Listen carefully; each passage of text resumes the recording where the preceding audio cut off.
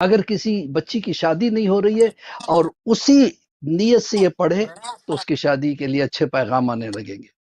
اسی طریقے سے اگر ماں باپ بیمار ہیں، سختیوں میں مبتلا ہیں، ان کی نیت سے اگر پڑھا جائے تو انہیں صحت یابی ہو جائے گی، یہ ساری سختیاں ختم ہو جائے گی، اس کے رزق میں برکت ہو جائے گی. غدیر جو ہے ہمارے لیے سب سے بڑی عید ہے، سب سے بڑی عید.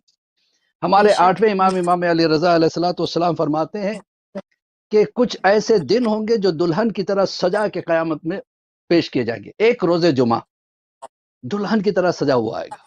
دوسرا عید ضحیٰ. تیسرا عید الفطر. چوتھا غدیر.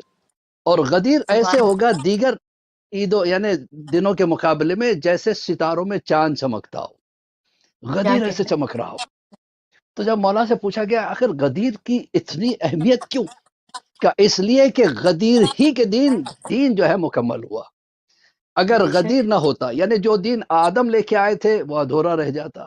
غدیر نہ ہوتا تو نوح کا دین ادھورا رہ جاتا. غدیر نہ ہوتا تو ابراہیم کا دین ادھورا رہ جاتا. غدیر نہ ہوتا تو موسیٰ کا دین ادھورا رہ جاتا. غدیر نہ ہوتا تو خود رسول کا دین ادھورا رہ جاتا. غدیر کی وجہ سے جو ہے نا دین مکمل ہوا. الیوم اکملت لکم دینکم واتممت علیکم نعمتی ورضیت لکم اسلام دینہ. جو یہ اللہ کے ارشادات جو آئے ہیں تو اتنا اہم دن ہے، تو اس کی تیاری کیسے ہونی چاہیے. دیکھیے ہم کیا کرتے ہیں، رمضان کے عید کی بڑی تیاری ہوتی ہے، نئے کپڑے بناتے ہیں، بچوں کو جو ہے نا عیدی دی جاتی ہے، بقرعید میں قربانی کی تیاری رہتی ہے، کچھ دنوں پہلے سے بکرا. جبکہ غدیر ان سب سے بڑی عید ہے، کیا ہم پہلے سے تیاری کرتے ہیں؟ نو نیور. ہم کیا عین موقع زیادہ سے زیادہ کچھ جشن وغیرہ کر لیے اور جو ہے نا ایک دوسرے کو مبارکبادی دے لیے. غدیر کے دن اعمال بھی کتنے لوگ ہیں جو کرتے ہیں، بہت مشکل سے نظر آئیں گے جو واقعی کرنے والے ہیں. میں جو کرتے ہیں ان کی بات نہیں کر رہا ہوں، جو نہیں کر رہے ہیں ان کی بات کر رہا ہوں. تو غدیر کے لیے علماء کہتے ہیں کہ پہلے سے تیاری رکھو. پہلے سے کیسی تیاری؟ اس کے لیے بہترین طریقہ کیا ہے کہ کچھ اہتمام کرو کھلانے کا. کم سے کم ایک آدمی اگر ایک آدمی کو کھانا کھلاتا ہے غدیر کے دن تو ایسا ہے جیسے 1,24,999 انبیاء کی اس نے دعوت کی ہو. اگر ایک کو کھلایا، اگر آپ نے 10 کو کھلایا، 20 کو کھلایا، کم سے کم یہ ہونا چاہیے. دیکھیں ہم یہ نہیں کہ آپس میں کھانا کھلا لیں، آپس میں تو سب کھلاتے ہیں، ایسے مفلسوں کو کھلائیے. آج کل لاک ڈاؤن کا ٹائم ہے، بہت سے ایسے گھرانے ہیں جس میں کھانے کے لیے کھانا نہیں ہے، راشن نہیں ہے. تو اگر انسان پہلے سے تیاری کرے کہ مجھے کچھ راشن تقسیم کرنا ہے غدیر کے دن، غدیر کے دن کھانے کے پیکٹس بنا کے باہر جانا ہے، مجھے فقیروں میں تقسیم کرنا ہے، اور ساتھ میں کہنا بھی ہے، پوچھیں گے بھائی کیا معاملہ ہے، یہ کھانا کیسا. آج ہماری سب سے بڑی عید ہے غدیر کی، یہ لوگوں کو پتا چلنا چاہیے. تو کھانے والا بھی کہے گا کاش ایسی عید روز آتی. تو اس کی نگاہ میں بھی غدیر کی اہمیت بڑھتی چلی جائے گی. تیسری چیز کیا ہے، بچوں کو چاہے رمضان میں عیدی دو نہ دو، غدیر کے دن ضرور دینا. اچھے سے اچھے کپڑے بنانا غدیر کے دن. اس دن غدیر کے نام سے بچوں میں تحفے تقسیم کرنا تاکہ بچے کو غدیر کا انتظار رہے کہ پھر اگلے سال غدیر آئے گی. تو اسے کہتے ہیں پروموٹ کرنا. غدیر کے دن ایسے چھوٹے چھوٹے سٹنگز ہونا چاہیے جہاں پہ جو ہے نا لوگوں کو دعوت فکر دی جائے، بلایا جائے، انہیں مدعو کیا جائے اور غدیر کے بارے میں بتایا جائے. یہ صرف میں اپنی کمیونٹی کے بارے میں نہیں کر رہا ہوں، سبھی اپنی کمیونٹی میں کرتے ہیں، جشن کے نام سے جشن بھی ہو جاتا ہے، تقریر بھی ہو جاتی ہے. لیکن باہر کی کمیونٹیز کو اٹریکٹ کرنا، کیسے اولڈ ایج ہومز کو جائیں، وہاں جا کے کچھ تقسیم کریں، بھلے سے پین ایک پین دے دیا جائے، ایک بسکٹ کا پیکٹ، اور ان کو بلایا جائے بھائی دیکھو آج ہماری عید کا دن ہے اور یہ اس کی خصوصیت ہے. یہ تیاری اگر ہو جائے تو جیسے آج محرم دھوم دھام سے ہو رہا ہے، ایک دن وہ آئے گا غدیر بھی بہترین انداز میں ہوگا. محرم میں جیسے عزاداری ہوتی ہے چاروں طرف، غدیر میں اسی طریقے سے ہوگا. کیوں ہم پروموٹ کریں، کیونکہ سب سے بڑا مظلوم عید ہے. میں تو یہ کہتا ہوں غدیر ایک ایسی مظلوم عید ہے جس کو ایسے نہیں منایا جاتا جیسے منانے کا حق ہے. تو یہ چیز کو لانے کے لیے ہمیں کچھ ایکٹیویٹیز کرنے کی ضرورت ہے، ورنہ صرف غدیر کو آج الحمدللہ غدیر ہر بچہ جانتا ہے کہ غدیر کیا ہے، لیکن کس طریقے سے غدیر کو پروموٹ کرنا ہے وہاں پہ ہم لوگ ذرا پیچھے ہٹ جاتے ہیں. بس ہم سمجھ لیتے ہیں کہ جشن منا لو، عطر لگا لو، اچھے کپڑے پہن لو، ہوگی غدیر. نہیں، بلکہ غدیر سے کتنوں کو فائدہ ہم پہنچا سکتے ہیں. سموہ جو شادیاں ہوتی ہے وہ بھی غدیر کے دن ہونا چاہیے تاکہ لوگوں کو پتا چلے کہ یہ روز میں فری میں جو ہے نا ہندوستان پاکستان میں ایسے عقد کیے جاتے ہیں، نکاح پڑے جاتے ہیں جن کو دہیج جو ہے نا کمیونٹی کی طرف سے ملتا ہے.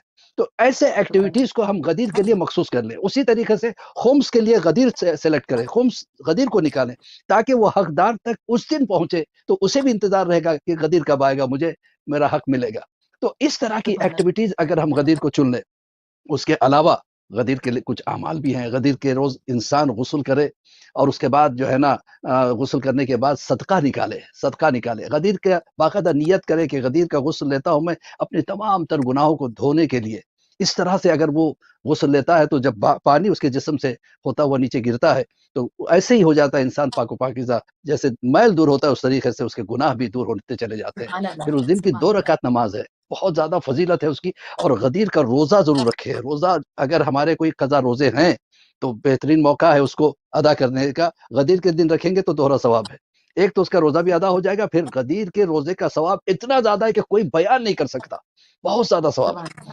یہاں تک کہ لکھا ہے کہ اگر کوئی پہلا دن جو دنیا میں بنا ہے تب سے لے کے قیامت تک کے جتنے دن روزے رکھے تو کتنا ثواب ہے، اتنا ثواب ایک غدیر کے روزے کا ہے. لہٰذا انسان کو اس دن روزہ نہیں چھوڑنا چاہیے. 2 رکعت نماز ہے، 2 رکعت نماز غدیر پڑھتا ہوں میں قربتاً اللہ. 1 الحم، 10 مرتبہ قل اللہ، 10 مرتبہ انا انزلنا، 10 مرتبہ آیت الکرسی دونوں رکعتوں میں. اور اس کے بعد زیارت امین اللہ ضرور پڑھیں، مولا کائنات کی زیارت ہے. یہ تو تھے اعمال. ہماری سب سے بڑی عید ہے اور اس کے لیے ہمارے پاس کروشل ٹائم ہے، چھوٹا سا ٹائم ہے اس کی تیاری کے لیے. جیسے کہ میری عادت ہے کہ میں کسی بھی تقریر سے پہلے یا کوئی بھی پروگرام میں جہاں مدعو کیا جاتا ہوں کچھ تحفے ضرور دیتا ہوں میں اپنے بھائیوں کو، میری بہنوں کو. کیونکہ ہمارے پاس ایسا ہے کہ یوں سمجھیے کہ ہمارے میں بہت سے ایسے ہیں کہ دریا کے کنارے بیٹھے ہیں لیکن پیاسے ہیں. تو ہمارے پاس وہ جواہرات، وہ موتیاں، وہ ہیرے، وہ جواہرات موجود ہیں جو ائمہ معصومین نے ہمیں دیے ہیں. یہ زندگی جو ہے یہ ایک لیڈر ہے آخرت کے لیے، ایک پل ہے. اس پل پہ سے گزرنے کے لیے ائمہ طاہرین نے بڑی بہترین دعائیں بتائی ہیں، بڑی بہترین نمازیں بتائی ہیں. ان میں سے جو ہے تعقیبات نماز. رسول خدا صلی اللہ علیہ وآلہ وسلم ارشاد فرماتے ہیں کہ اگر کوئی یہ تعقیبات نماز کو انجام دے لے تو وہ جنت اس کے لیے پکی ہے. اور وہ کیا ہے؟ صبح کی نماز کے بعد کون سی تعقیب پڑھنی چاہیے، ظہر کے بعد کون سی، عصر کے بعد کون سی، مغرب کے بعد، عشاء کے بعد کون سی، پھر ہم غدیر کی طرف انشاءاللہ چلتے ہیں. سبحان اللہ، سبحان اللہ. سب سے پہلے بات تو یہ ہے کہ ہر نماز کے بعد جو تعقیبات ہے رسول خدا نے فرمایا کہ اس کے 3 فائدے ہیں.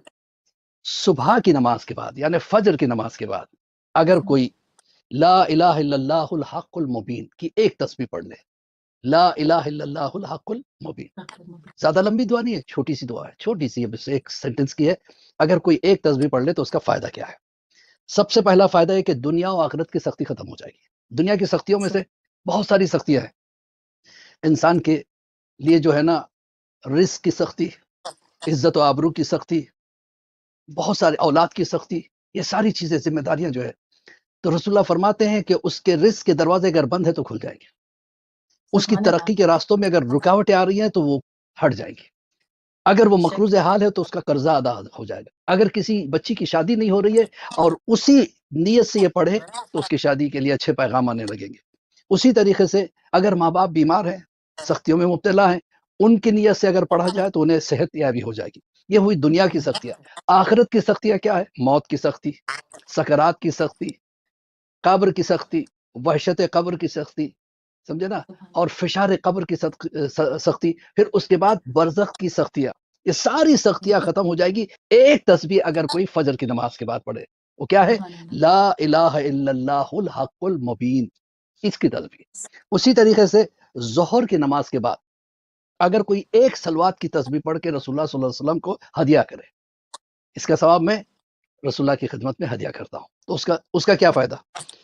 اچھا، پہلی جو فجر کی نماز، دنیا اور آخرت کی سختیاں ختم ہو جائے گی. دوسرا فائدہ کیا ہے؟ شیطان کے شر سے وہ محفوظ رہے گا. تیسرا فائدہ کیا ہے؟ ایمان سے اس کو کوئی ہٹا نہیں سکتا، یعنی اس کے عقیدے کو کوئی خراب نہیں کر سکتا. یہ تھی صبح کی نماز کی تعقیب کی وجہ، اس کا جو فائدہ ہے. ظہر کی نماز کے بعد اگر کوئی صلوات کی تسبیح پڑھے اور رسول اللہ کو ہدیہ کرے تو وہ کبھی قرضدار نہیں ہوگا. یعنی اللہ اس کو اتنا عطا کرے گا کہ کبھی اس کو اپنا ہاتھ کسی کے سامنے نہیں پھیلائے گا. بتائیے کتنا زیادہ ثواب ہے. اور آسان ہے. صلوات میں بجاتے خود بہت زیادہ ثواب ہے. وہ واقعہ مشہور ہے کہ رسول اللہ جب معراج میں تشریف لے کے گئے اور انہوں نے دیکھا کہ ایک فرشتہ جو ہے نا اس کے ہاتھ میں ہزاروں انگلیاں ہیں اور وہ کچھ کاؤنٹ کر رہا ہے. تو پوچھا جبرائیل سے کہ یہ کیا گن رہا ہے؟ کہ اسی سے پوچھے. یہ گئے فرشتے کے پاس اور پوچھا تو کہا کہ پوری کائنات میں جہاں بھی ایک بارش کا قطرہ گرتا ہے اس کا ریکارڈ میرے پاس ہے اور میں اس کو گنتا ہوں. آج تک دنیا ترقی کرنے کے بعد ایسی کوئی مشین ایجاد نہیں کر پائی، ایسا کوئی کمپیوٹر ایجاد نہیں کر پایا جو بارش کے قطرات کا حساب کر سکے. تو وہ تو انچ کے حساب سے بتاتے ہیں اتنی انچ بارش ہوئی ہے، لیکن قطرات کا جو ہے نا گننا کسی کے بس کی بات نہیں. لیکن وہ فرشتہ اس کو بھی گنتا ہے، تو سوچئے کتنا بڑا محاسب ہے وہ.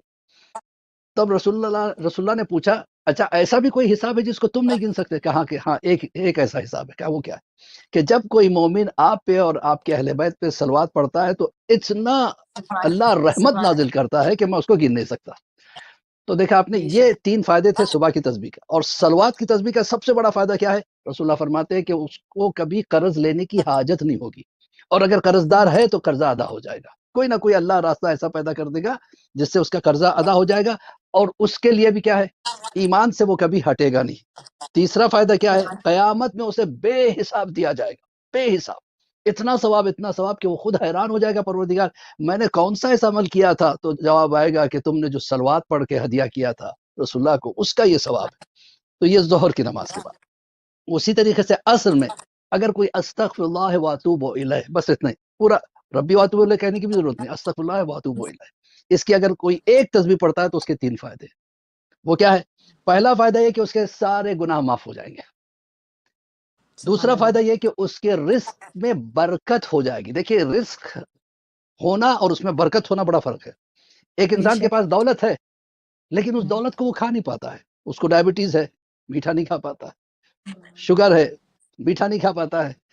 موٹاپا آ گیا ہے جس کی وجہ سے جو ہے نا، اور جو ہائی رچ فوڈ ہے وہ کھا نہیں پاتا ہے. تو برکت کا مطلب وہ جو کھائے وہ رزق اس کے لیے ہضم ہو، اس سے باعث صحت بن جائے اور کبھی رزق کی تنگی نہ ہو. تو رسول اللہ فرماتے ہیں کہ ایک پہلا فائدہ گناہ معاف، دوسرا فائدہ اس کے رزق میں برکت ہوگی، تیسرا فائدہ اس کی ہر دعا قبول ہو جائے گی. ٹھیک ہے، یہ ہوگی عصر کا. اب اس کے بعد مغرب کے بعد اگر کوئی کہے لا الہ الا اللہ محمد رسول اللہ علی ولی اللہ، کلمہ طیبہ، اس کی ایک تسبیح پڑھ لے، اس کا کیا فائدہ ہے؟ اس کا فائدہ یہ ہے کہ اس کے ایمان میں توفیقات پیدا کر دے گا پروردگار. روز بروز اس کے درجات بلند ہوتے جائیں گے، کیونکہ لا الہ الا اللہ کے ساتھ محمد رسول اللہ بھی ہے، علی ولی اللہ بھی ہے، جو آج کے ریلیشن کے حساب سے جو ہے نا یہ ٹاپک کے ریلیٹڈ ہے. اس کو خیر میں آ رہا ہوں اس طرف بھی انشاءاللہ. اس کے بعد کیا فرماتے ہیں کہ اللہ بہت خوش ہوگا. کلمہ طیبہ سے خدا کی خوشنودی حاصل ہوگی اور عذاب قبر سے انسان بچ جائے گا. یہ 3 فائدے کلمہ پڑھنے کا. کلمے کی ایک تسبیح. عشاء کی نماز کے بعد اگر کوئی ایک تسبیح پڑھے سبحان اللہ والحمد للہ ولا الہ الا اللہ واللہ اکبر ولا حول ولا قوت الا باللہ العلی العظیم، اس کے 3 فائدے ہیں. 1000 جو ہے نا، اس کے بعض روایت میں 10,000، جو زیادہ کبھی روایت ہے 10,000 کی، 10,000 اس کے گناہ بخشے جائیں گے، 10,000 اس کی نیکیاں لکھی جائیں گی، اور 5 لاکھ جو ہے نا اس کو ایسے محل اللہ عطا کرے گا جس کی ایک اینٹ سونے کی ہوگی، ایک اینٹ جو ہے نا چاندی کی ہوگی، اور زبرجد کے اس کے جو ہے نا ستون ہوں گے. تو اب بتائیے تعقیبات میں جب اتنا فائدہ ہے تو اعمال میں کتنا فائدہ ہوگا. آج اسی بات کی طرف ہم جا رہے ہیں